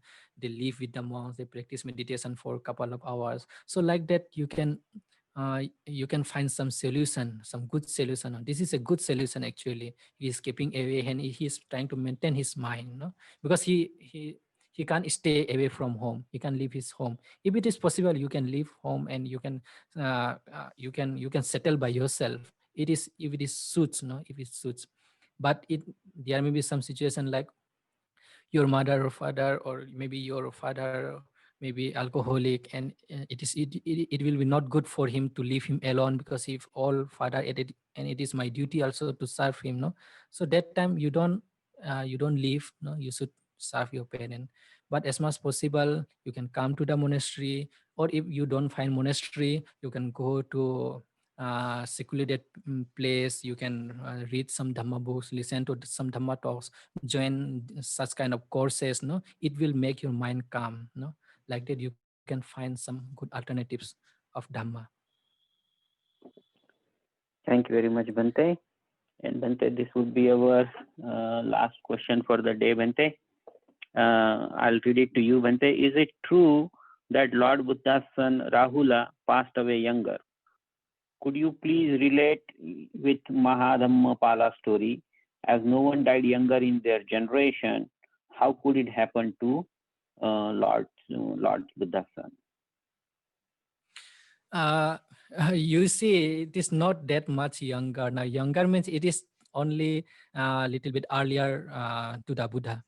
Actually, it is some type of kind of what Dhamma Niyama, you can say, that uh, even previous Buddhas, even all the previous Buddhas, chief disciples, son, and wives, no, usually they take Mahaparinibbana, not died. No, Rahula has not died. He is an Arahantas. He has not died of his, any kind of bad karmas. He, when they die, he is such a great Arahant. No, when he died, we cannot say die also. No, Mahaparinibbana, Parinirvana we say. So he take volitional parinibbana. He go to the Buddha, he pay respect to the Buddha, and he said that, oh Lord, my time has come. Now I am quite old. So I want to take the leave of the Lord to take the parinirvana. So it is not like that he died because of some karma like that. No, even the chief disciples of the Buddha, even the mother of the Buddha, even the Yasodhara Mata and all those, no, they take parinirvana before the Buddha. No, but that is quite, they were quite aged at that time. It is not like premature means dying at a young age, maybe 20, 30 like that, no, but they were more than 60, 70 at that time. Thank you very much, Bante. With that, we will come towards the concluding of the session. I wanted to thank Bante Bodhichitta for a great discourse today.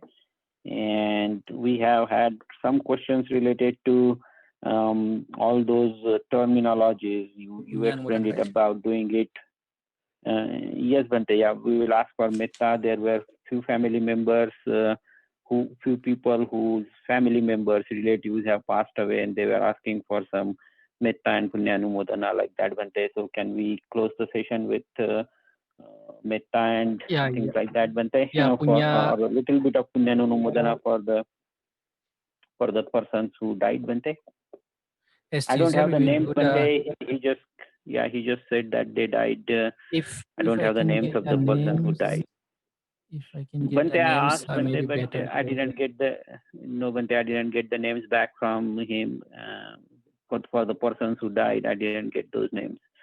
Maybe he did, and I'm not. Any one couple of names is okay. If no, I will just tell generally.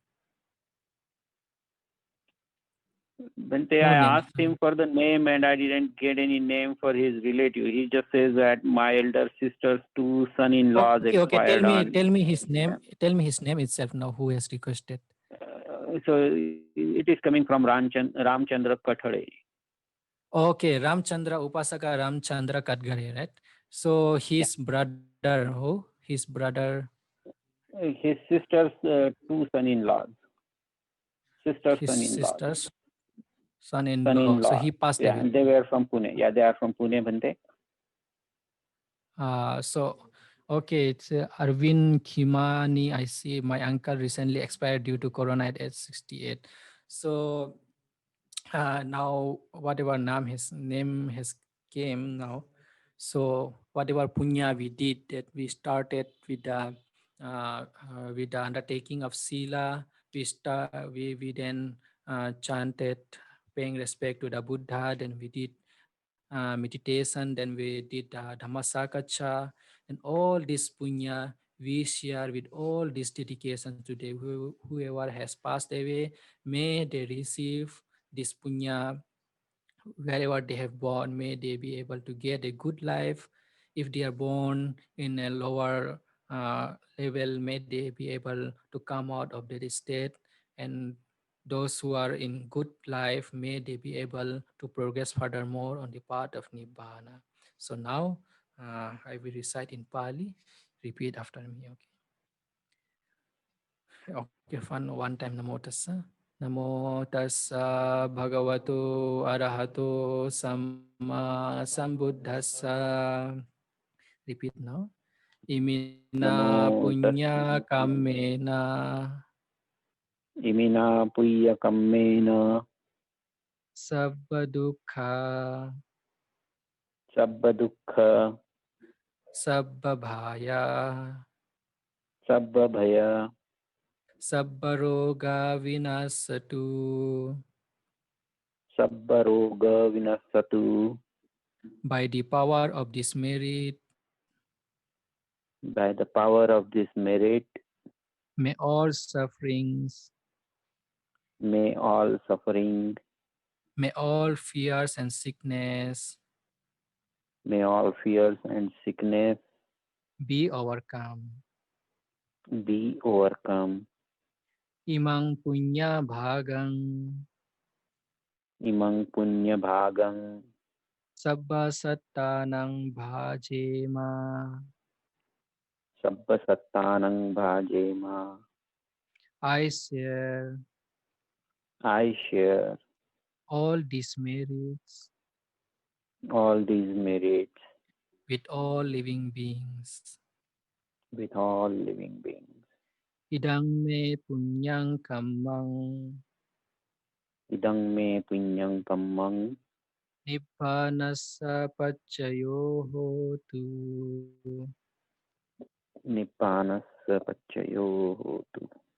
May this merit May this merit becomes a condition becomes a condition for the attainment of Nibbana. for the attainment of Nibbana. Sadhu, sadhu, sadhu.